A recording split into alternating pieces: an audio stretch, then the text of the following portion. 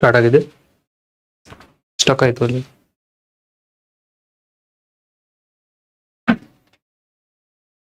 Okay, so hello everyone, welcome to the show The Focus Line. Today we are going to discuss the most important articles that came in the Hindu and Indian Express. So few are important from the prelims perspective, many of them important from the mains perspective. We are going to discuss for both, and we are going to discuss analyze these articles in 360-degree manner. So we are going to discuss these following articles. First is that two more individuals died because of the Amoeba meningoencephalitis, that is brain-eating amoeba in Kerala. Previously, one 6-year-old girl she died. So now two adults died. Second is about the CEREBO. It is indigenously developed brain diagnosis tool by the many institutes in India. We have discussed that in brief. Then again there is one article which is related to Minority Educational Institute who are exempted from the Right to Information Act. We are going to discuss the Right to Information Act in again detailed manner. Fourth is that about the US tariff and the trust deficit that causing in relations between India and USA. And last is about the SCO that yesterday the leaders came with a declaration, and we are going to discuss what is importance of this Shanghai Cooperation Organization and what are the challenges there. So we'll start our discussion. First is about this particular article that two more individuals died of the this brain-eating amoeba in Kerala, and 3-month-old infant, and first this 3-month-old infant that died before this, and now currently this 52-year-old woman in Kozhikode that died. So what are the causes of this particular this disease, that is the Naegleria floris. This is the free-living amoeba which thrives in warm fresh water. So this is the important where it thrives, that is the thrives in warm fresh water, again in soil also, and it causes the fatal brain infection. So that this is the important, that it causes the fatal brain infection, because if you see the mortality rate because of this brain-eating amoeba, it is around 95 to 97%. So it is the highest fatality rate, and even with aggressive treatment also the fatality rate is same, so 95 to 97%. So if somebody caused disease because of this particular bacteria, then there is a high chances of fatality. And how it transmit? So it transmits to this amoeba particularly enters through the nose. So this is the important. Many people says that you should close all the holes when you go for swimming. So this is the one of the reason, because this amoeba enters through the nose, where when it enters while swimming, bathing, or the nasal cleaning. So here these are the sources where it enters, and it is travels via olfactory nerve. So this is the important olfactory nerve to the brain. So if you want to see what is olfactory nerve, so olfactory nerve, it is the first cranial nerve, and also it is responsible for our sense of the smell. So if you see in this diagram, this is particularly olfactory nerves. So this is there, and it is responsible for our sense of smell, and through this olfactory nerve this particular brain-eating amoeba travels, and also it impacts the brain. So this is how it transmit. Next is what are the symptoms or onset. So symptoms are the very basic, that is headache, fever, nausea, vomiting, and it rapidly progress to seizure. And also the most important is hallucination. So many people might think that this causing these symptoms, that headache, fever, this might cause it by the different, and that's why it remain untreated. The hallucination which might people think it is causing from the tension or other activity, but this is the one of the particular this symptom is the hallucination. Also it causes the coma, and these symptoms appears within the 1 to 12 days. So it takes, after the transmission, it takes the time, that 1 to 12 days ka time to show the symptom. So that's why the mortality rate is high in this, because it takes a long time to show the symptoms. And also the treatment options, currently the treatment options are there. These are the include amphotericin B, miltefosine, antifungals, and antifungal steroid, theoretical hypothermia, but the success is very rare. because just we have seen the fatality rate is 95 to 97%. So the treatment, though treatment is available, but fatality rate is so high. So again, if you want to prevent this one, some preventive measures that is referred in this particular article, that are avoid swimming in warm, stagnant fresh water. So this is important. You can swim but in flowing water. So avoid swimming in stagnant fresh water. Also use nose clips. Keep head above the water. Use boiled or sterilized water for the nasal irrigation. Ensure the pools are the properly chlorinated. So these are all the basic things that need to required to prevent this occurrence of this particular brain eating amoeba and impact your brain. So need to avoid the swimming in stagnant water. You can swim in that flowing water. Also keep all the holes of ear and nose. This clip, use some tools available there. Also use boiled and sterilized water before the cleaning all your nose, and ensure the pool, that swimming pool, is properly chlorinated. So next is that how the state, that is Kerala state, is responding. So Kerala state is coming with one initiative called Jala Manu Jeevan. So this is the initiative brought by the Kerala government, and it is statewide. It is doing the statewide chlorination.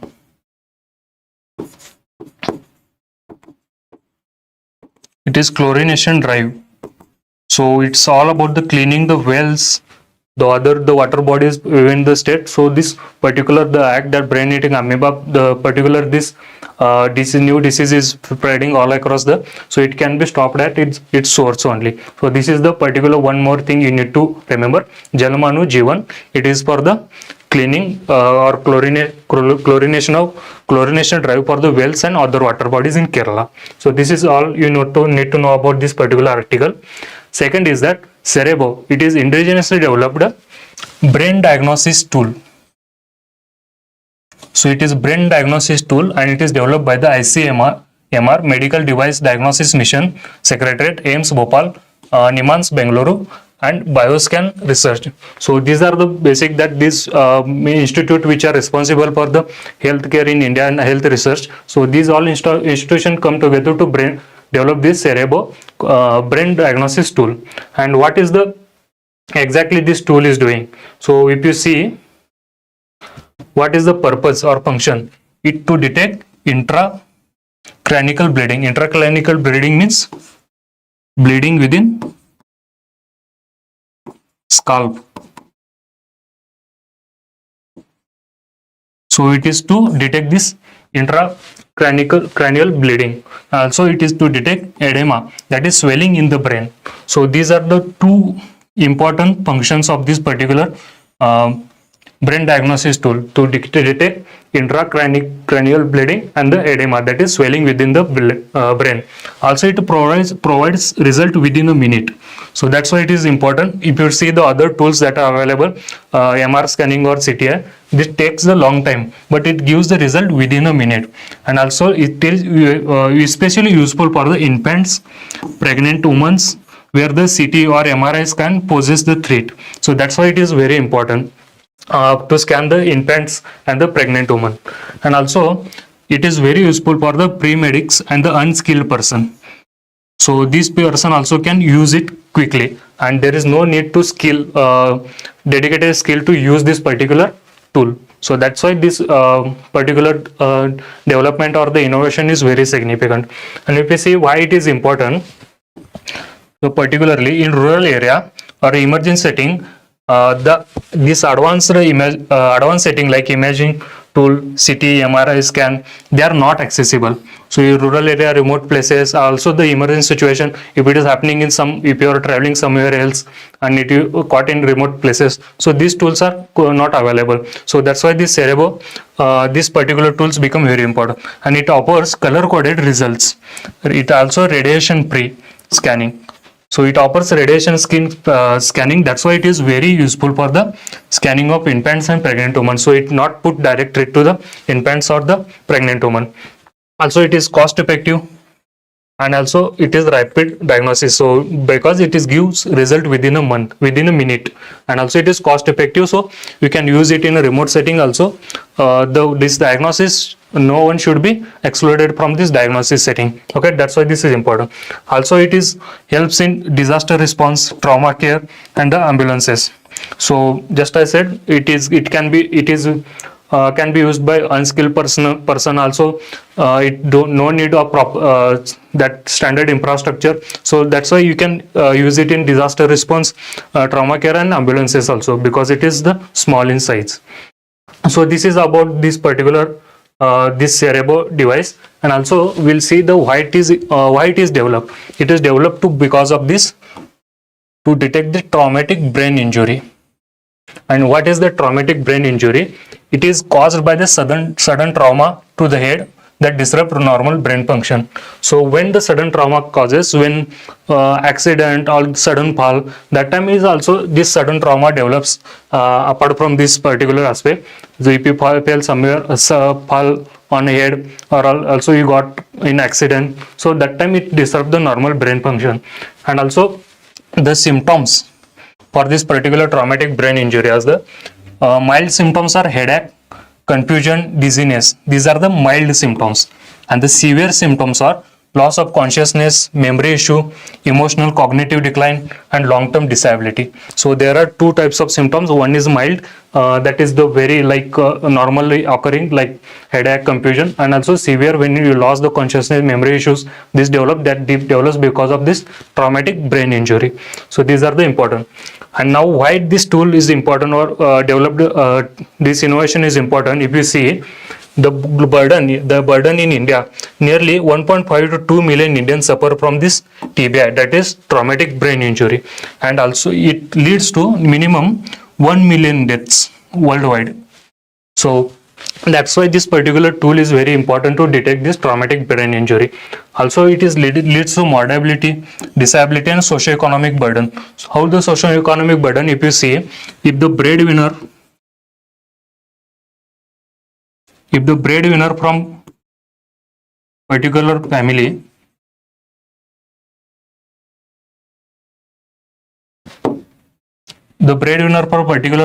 caught by this particular traumatic brain injury, then what will happen? All the burdens will come on the woman in that family. So, and they will face the loss, the income stability was there that breadwinner was providing. So ultimately directly it will impact to the quality healthcare that they cannot provide to their children also, and also the quality education. So these all things are comes under socio-economic burden, and that caused by this traumatic brain injury. And also if you see if some person is having this particular issue, and if is bed rest for a long time, also it creates the trauma for the other family member.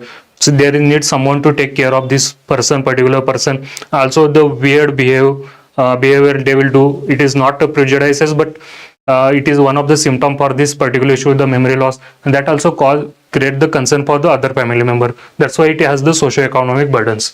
And also now we have seen what are the particular these issues related to this CEREBO device, but now the challenges.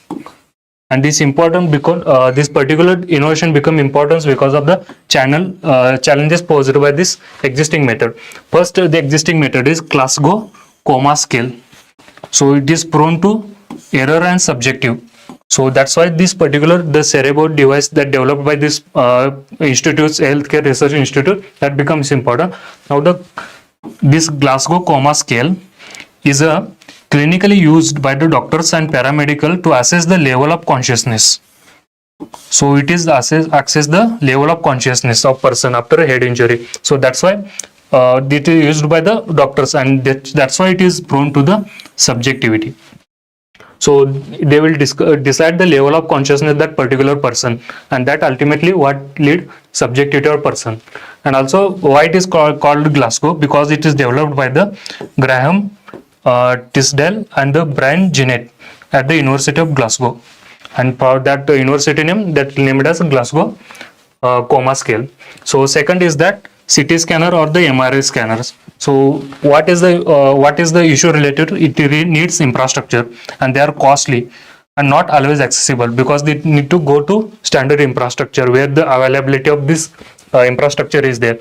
Also it is costly, and if you see the CEREBO, that particular device innovated by these institutes, they are small scale, also it is cost effective, and also it can be accessed in remote places. So that's why this becomes important, and it overcomes this existing challenge posed by these existing methods. And also if you see these mild issues, so if you go to this CT scanner or MRI scanner, they will detect the major injuries, but mild TBI that often undergoes, leading to long-term impairment.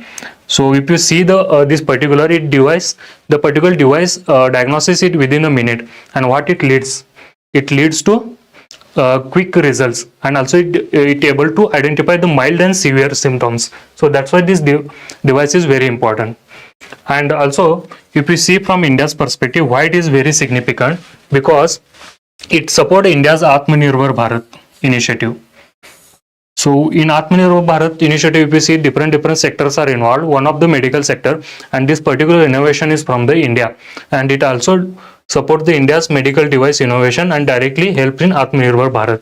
So we are producing this particular device in India, and also it is accessible for our rural population, where 60% of our population lives in rural India, and also the remote places where our healthcare system is not very accessible and affordable. There the device particularly used. So all the socio-economic burden created by this particular injury, that can be reduced. Second, it strengthens rural healthcare. Again, just I talked, it has the accessibility, affordability issue, and in rural healthcare, we don't need much infrastructure or other setup or human resources. Even unskilled person can use it. So in rural healthcare system where the qualified doctors are not available, there it can be used. Also, can be deployed in the ambulances. So if certain emergency is there or in disaster kind of situation, so the diagnosis can be done in the ambulances itself. And also potential to reduce TBI related mortality and other socio-economic losses, just I discussed when we were discussing socio-economic burdens, that can be reduced by this particular device. So that's why it is very significant for India. So this is all you need to know about the CEREBO. I have covered this particular article in 360 manner. We will upload this PDF into our Telegram group. Link will be given in description section. You can access from there. Next is that larger bench rule if minority run school are exempted from Right to Information Act. So what is the issue just going on? The question whether the Minority Education Institute exempt from the Right to Information Act. So if you see the article 15-16, where the constitution gives the certain reservation for the socio-economic backward classes, caste or classes, that time they have the one exception. So if the given reservation for OBC, SC, ST, all institutes within private and government excluding minority institute, and the same provision carried in the Right to Information. And what is actually happened? So previously this two-judge bench of Supreme Court, this decided this particular issue and it referred to larger bench. So what is the actual issue? The faulty in minority institutions. Okay, so there is an issue that if you are aware about in Right to Information cases, teacher reliability test is the compulsory to be qualified as teacher, and this particular case that the TET, whether TET will apply to Minority Education Institute or not, that is the concern here, and this whole case revolving around this one. So if you see the past judgment, the Pramati Educational and Cultural Trust case, that in 2014, it is held that the section 12 of the Right to Education Act, it is mandating 25% reservation for the disadvantaged children, and it violated minority character of the institutions. So that time in this particular judgment, that the Pramati Educational and Cultural Trust, it is effectively placed minority education outside the Right to Education Act. So previously in 2014 judgment, Supreme Court put the minority education institutes outside the Right to Education Act, and now the case is revolving around whether this TET, the teachers eligibility test, applies to Minority Education Institute or not. So this is the case revolving we'll see the what is the current concern. Why there is concern? Because exploitation of minority status. Okay, which institute seeks the minority tag to avoid the right to education obligation. So many of the institutes, they are established and they have taken this tag, minority education tag, to just bypass this particular right to education act, and that's why it is creating concern. Also, it leading to fragmentation of the schooling system. So why the right to education act brought the major concern was is given the 25% reservation to disadvantaged student in any educational institute. Okay, so and that is because of the bringing inclusivity and universality, that term in article 21A, that is about the right to education. And this minority education institute, they are taking the minority tag to bypass this particular act, and to what is leading, it is leading to weakening inclusivity, because the all other students, the compulsory provision is there for 25% reservation for disadvantaged student, that is going bypass, and that is leading to weakening inclusivity and universality. Also, it is dilution of the shared learning spaces. Okay, so there is reinforcing caste, class, creed, community divide. Why? Because the minority education institute exclusively established by the minority people. Okay, and the minority people, they lack the social involvement. So only the people belonging from the particular community will be in that school, and that what will lead? It lead to lack of inclusivity and universality. And what it enforce? It will enforce the communalism and also the casteism. So that is the issue related. These are the concern because of this exemption of minority education institute from the right to education act. So again, this case is referred to larger bench. When the verdict from the larger bench will come, that time we will discuss in detail. As of now, we will discuss the what is the right to education act in detail. We are going to discuss it. So if you see the what is the context and constitutional basis for this particular act, the 86th constitutional amendment that brought in 2002, it introduced article 21A. So the under this particular article 21A, the education become the fundamental right for the children aged 6 to 14 years. So you all are aware about these basic things, that under article 21A, the right to education is fundamental right for all the children's age of 6 to 14 years. Also, it is inserted article 51A(k), that is parental duty, that all the guardians have the duty to send their children or give the children's ensure the children get the education till the age of 14 years. Also, it is repealed directive principle of this article 45, where previously it was the binding for the binding on state to provide education for the 6 to 14 year. Now it is made to till age of 6 year. So you are aware about that. I will not go in deep there. So again, there is one judicial recognition. If you see landmark cases, that unique Krishnan case in 1993, which held the part of education as the right to life. So there are two articles when it comes to the right to education. First is article 21. The Supreme Court interpreted in unique Krishnan case, that is right to education forms the part of the right to life, that is article 21. In 2002, later on, Supreme Court the Parliament brought the 86th constitutional amendment. There they have inserted article 21A, where they have given fundamental right to education to all the children's age between 6 to 14 years. So when the UPSC asks the question where the right to education comes, you will take this one, right to this article 21A, because the article 21 is the interpretation of judiciary that a right to education comes under the right to life. But in Parliament explicitly inserted this article 21A. So in future question comes, mark this article 21A. Okay, so now we'll see what are the key provisions related to right to education act. Okay, so first is that every child aged of 6 to 14 years entitled to pre-compulsory elementary education in their neighborhood school. Okay, it's not like any school. In their neighborhood school, there is every child should have the pre and compulsory education. That's why you see many times there would be schools which where the 2 or 3 children will be there, but still government will be running this school because of this provision of the under the right to education act. Again, the non-enrolled children above 6 must be admitted to appropriate class. If some children is not not going into school and he is aged above the 6 years, now suppose he is aged above the 8 years, so he will be inserted into third class because it is appropriate to his age. That's why the whatever his age is there, so he will be included in appropriate class. So there is no detention on screened exit.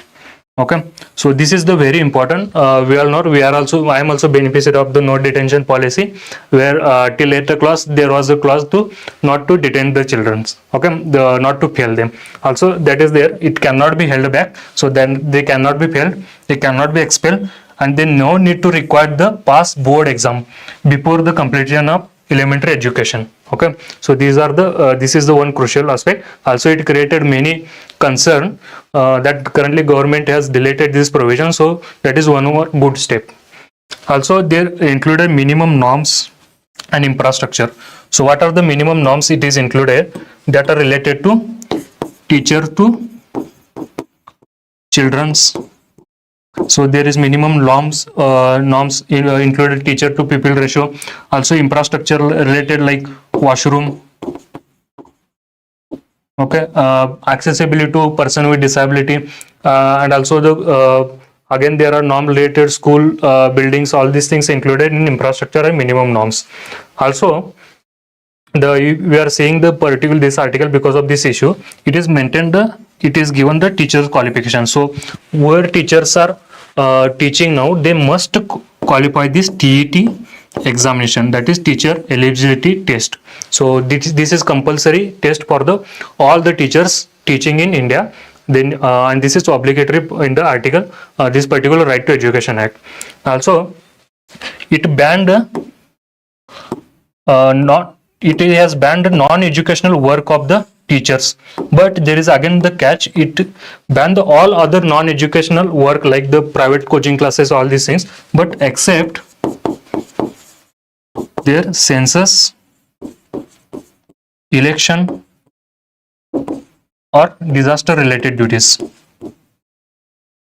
Okay, so that's why this is again put under criticism because they banned non-education like private coaching classes taken by the teachers, but they have made exception for the census, election or disaster related duties. Also it has given reservation in non-minority private school. Okay, this is the very important for the children disadvantaged category. So it has given 25% reservation to children's in all the non-minority private school, the 25% reservation to these all disadvantaged children section. So who comes in disadvantaged section? All the SC, ST, OBC, EWS, disables. Okay, so this section all comes under this disadvantaged section, where this particular non-minority private school need to keep 25% seat reserved for this particular categories, all the categories. Also it has given preschool education. Okay, so section 11 allows the government to provide preschool education to 3 to 6 years. Okay, that's why the government has come with many initiatives. Even new education policy also mentioned about this preschool. Okay, so this is the non-obligatory criteria but very crucial when it comes to child development. Then again it provides the corporal punishment. It provides the corporal punishment. So that's why the physical mental harassment, we belongs to that age where the teacher used to beat and our parents used to allow the teachers to beat us. But if we are aware about this particular act that time, we would have get relief from this particular physical and mental harassment that time punishes, and also it punishes the offender, means teacher, to harass the children physically and mentally. So this is the one more important provision. Also it exempts the minority institutions. So this has become very that this caused a concern and that's why, because the current case is going on, where the section 1.4 or 1.5 it exempts minority run and religious institution from the right to education. Okay, so let me know in comment section which is the another which is constitutional article exempts the minority and religious institute from the this compulsory or the reservation benefits. So just I have told, let me know again once to see whether you are attentive or not. Again, the monitoring and enforcement. So it is also compulsory. NCPCR is mandated. So let me know in comment section again what is the NCPCR. This is the very easy way every time we read into a newspaper. Also to oversee implementation, address the grievances with civil court like power. So this particular act has given NCPCR is mandated under this particular act. Also there are certain amendments done when 2017 amendment is the extended deadline for the unqualified teacher to obtain qualification. So just I was seen, we have discussed there was a TET test is mandatory for the already teachers, but in 2017 amendment it extended this deadline. Also in 2019 amendment it abolished a non-detention policy from the class 5 to 8. Okay, 5 and 8, enabling state to conduct evaluation as per national education policy. Just I have discussed previously, there was no detention policy, but 2019 amendment it is abolished, that one. Okay, so this is all about the Right to Education Act. When we'll discuss when the Supreme Court come with its verdict, that time we will discuss it again in detail. So our next article is about the US and India relationship. If you are following this continuously, then already I have discussed India and US relationship. What are the tariff, the benefits and challenges because of the US tariff on India. These all things I have discussed in detail. The link will be shared in description section. You can go and watch it also. So we are going to discuss something related to this article.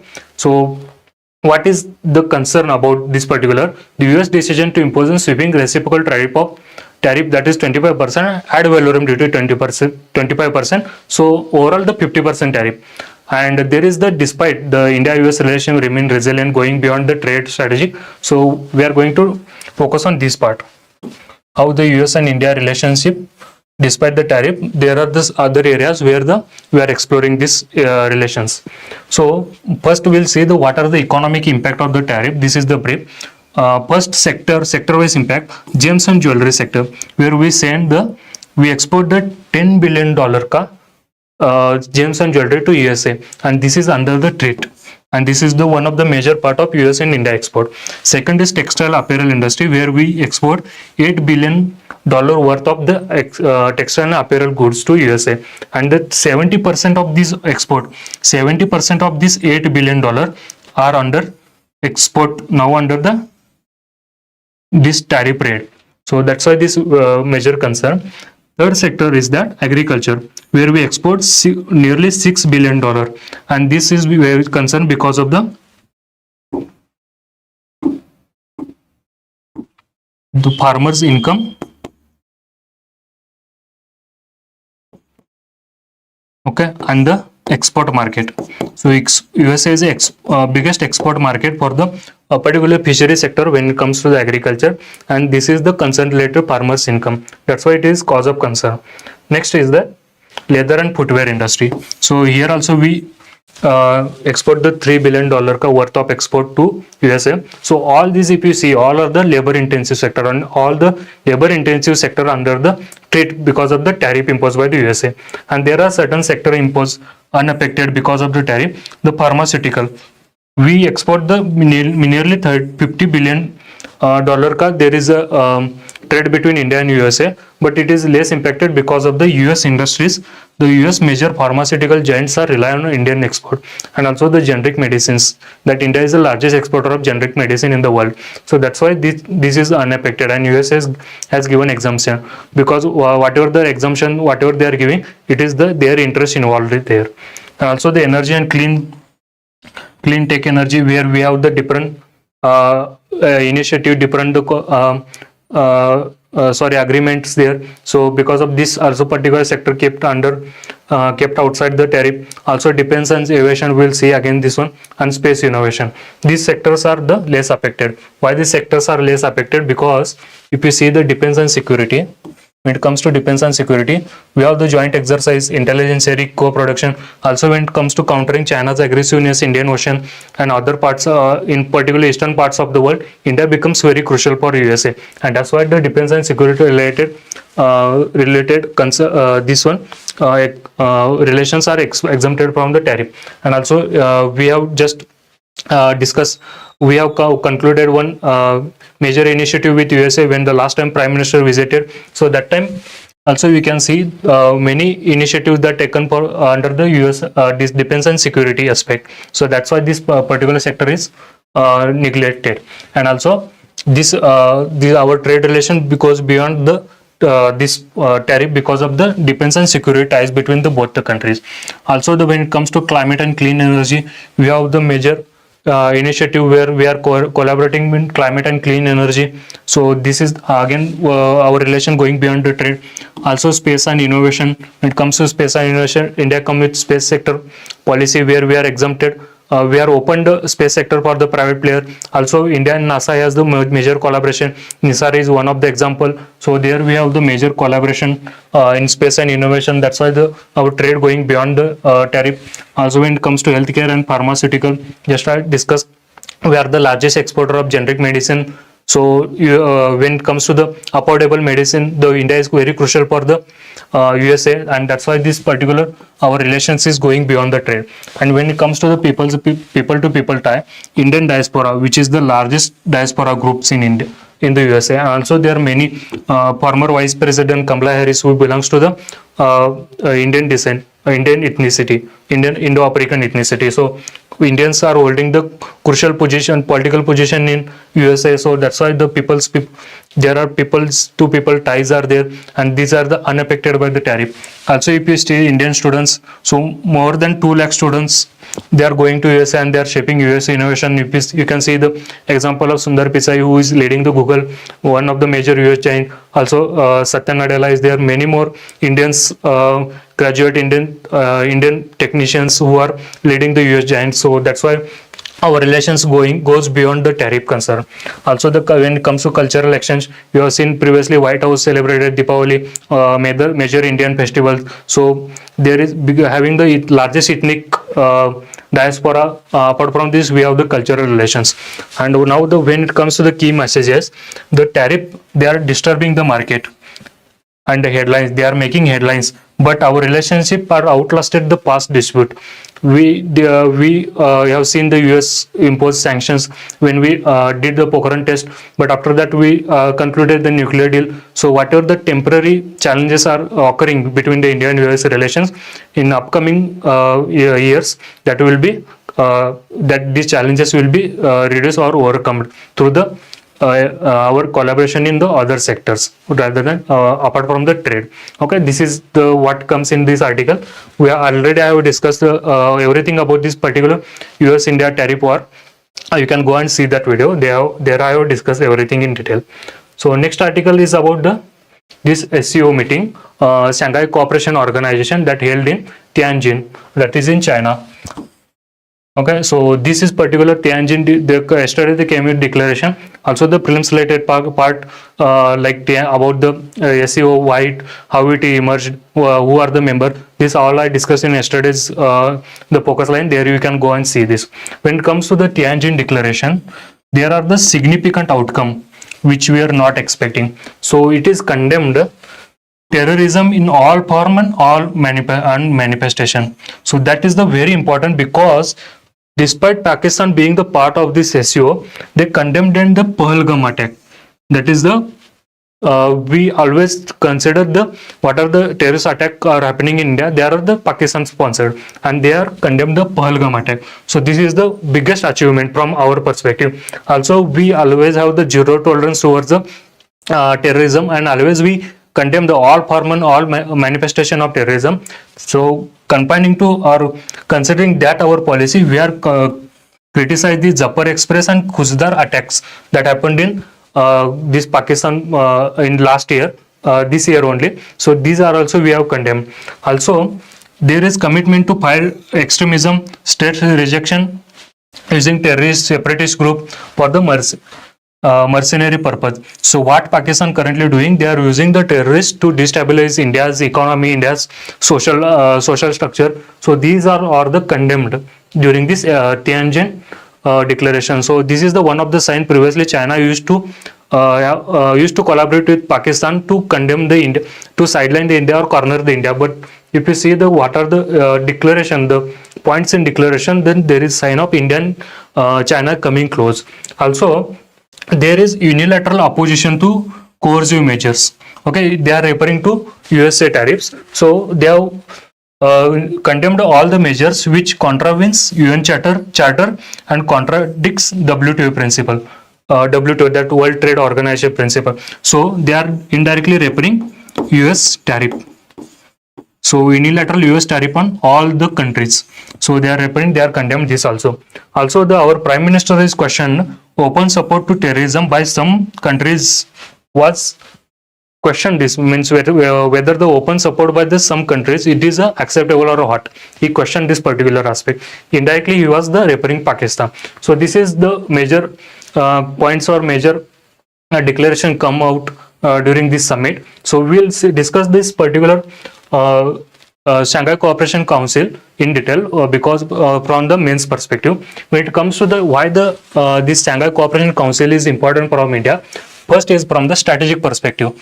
So we'll see in proper setup, proper structure answer. So you can directly write in mains. So first we'll see the why from the strategic purpose.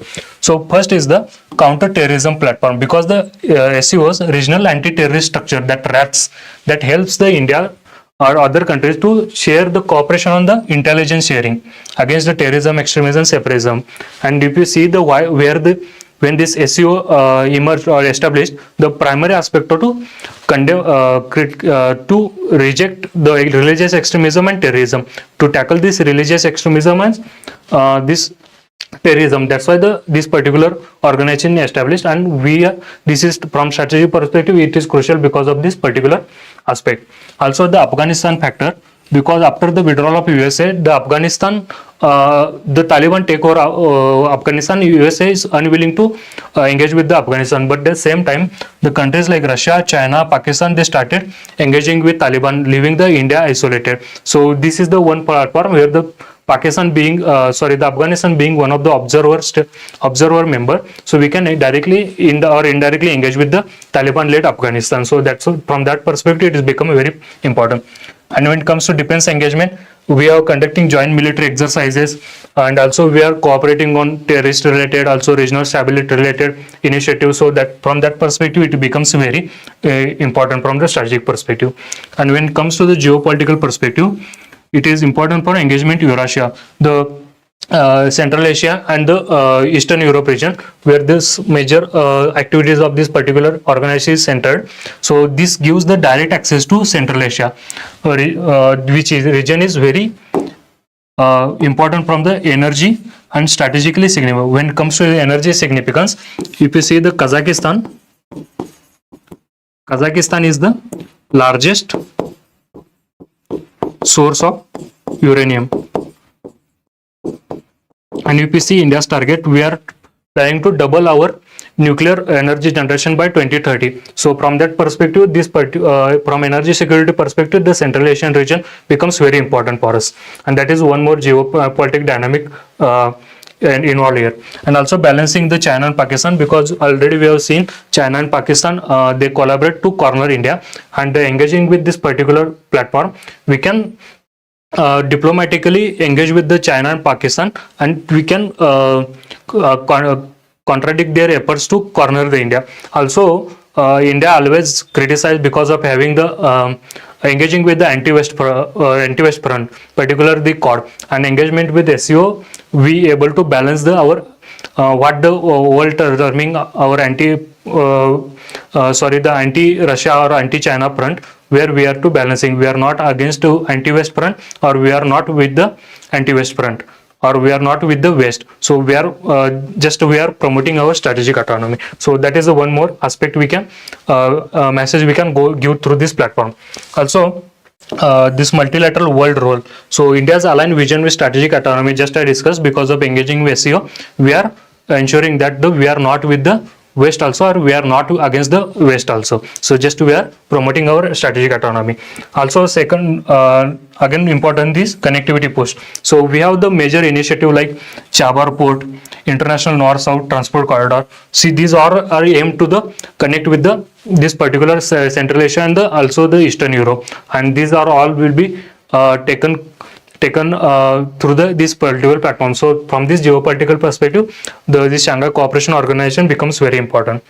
Next is the economical perspective. Just I discussed about the energy security, where the countries like Kazakhstan, Uzbekistan, these are the important from the nuclear energy perspective. And when it comes to Turkmenistan, we have the Gavi pipeline. Gavi pipeline, we are ensuring direct supply of the gas to the India. So that's why the Turkmenistan becomes very important from the energy perspective. Also the trade diversification. Our dependency on Western market, we have the low tapped potential when it comes to Central Asia. So we can diversify our trade, the export basket we can diversify. Also the connectivity corridor, just we have discussed, international north-south transport corridor along with the Chabar port, that can be expedited through the engagement with this SCO. Also the market access. So this is the untapped market for our pharmaceutical, IT, agriculture export. So many Indian countries are there, telecom countries, pharmaceutical countries, they can expand their market in this particular Central Asian. So we will have the stability when it comes to the exchange rate. Also we can reduce our deficit, and also we can reduce our export dependency on other countries. So if next time the some uncertainty kind of US tariff occurs, that time we can tackle it easily just because of having the diversified export market. So this is all about economical perspective. Then we come to the cultural and people to people perspective. We have the shared history, because the many dynasty from the Central Asia, Kushana was there, Shaka, they came from the Central Asia, they ruled over India. Also the Indian religions, Buddhism, these all accepted by this central people in Central Asia. So that's for perspective. We have the long shared relation between the Central Asia. Also the Silk Route, which was the very crucial from the economic perspective of ancient India, that also shared between the Central Asia and India. And next is the civilization linkage. So despite we have the strong civilization linkage on current Indian policies, that is Collect Central Asia policy, that also aligned with this civilization linkage. What are the civilization linkage we have built from the ancient time, we are taking ahead with the Connect Asia policy. Next is soft power diplomacy. So if you see the particular Bollywood, yoga, Ayurveda, so if you might be seeing on social media, some people from Kazakhstan, Uzbekistan, Kyrgyzstan, they are singing the Bollywood songs. And also the Indian Ayurveda or yoga is quite famous in Central Asia. So that is giving us soft power diplomacy to influence India's cultural cultural aspect of the Central Asia, and to increase the India's presence in Central Asia. So this is all about the importance of Shanghai Cooperation Organization for the India. Now we'll see what are the challenges. So first challenge is strategic challenge, again, that because of the China-Pakistan axis, they are always they coordinate to corner India. Also there is change, just we have seen the Tianjin Declaration, where the this organization condemned the Pahalgam attack, which was the very crucial from the India's perspective. So there is sign that we are able to reduce this China-Pakistan axis. Also the terrorism ambiguity, though the rats is there, other countries who are collaborating on the terrorism aspect, but we are seeing the Pakistan, who is a member of this particular organization, that is also promoting state-led terrorism, and this is also neglected by the other members. So that's because of the China-Pakistan axis. Also the dynamics involved in India-US relations, we have seen the Russia collaborating with Pakistan. They are agreeing to selling the defense equipments to Pakistan. Previously we have agreement with Russia where Russia will not be selling the defense equipments, but they have broke that one because of the India's closeness to the West or USA. Also when it comes to geopolitical challenge, limited connectivity, we have seen we don't have direct access because of the occupation of the POK by the Pakistan. We have the small corridor there, which we can connect the Central Asia to Afghanistan, but that is blocked here currently now. Also the China's dominance, this China has the more than $50 billion export to the Central Asia. Also the other aspect, the Belt Road Initiative. Also when it comes to the people to people contact, China is dominant here. So if you want to dominate this relation with Central Asia, we need to curb the Chinese dominance. That is one of the challenge. Also the Russia-China tilt. Previously we have seen when we were going close to the West or USA, that time we have seen the China and Russia coming close to each other, and that was the concern for the India. And also when it comes to economical challenges, trade bottleneck. So we have the trade volume, it's nearly only about the 2 billion when compared to China. China has the more than 50 billion dollar. So we have the low trade potential when it comes to Central Asia. Also BRI contradiction, which is violating India's sovereignty in POK.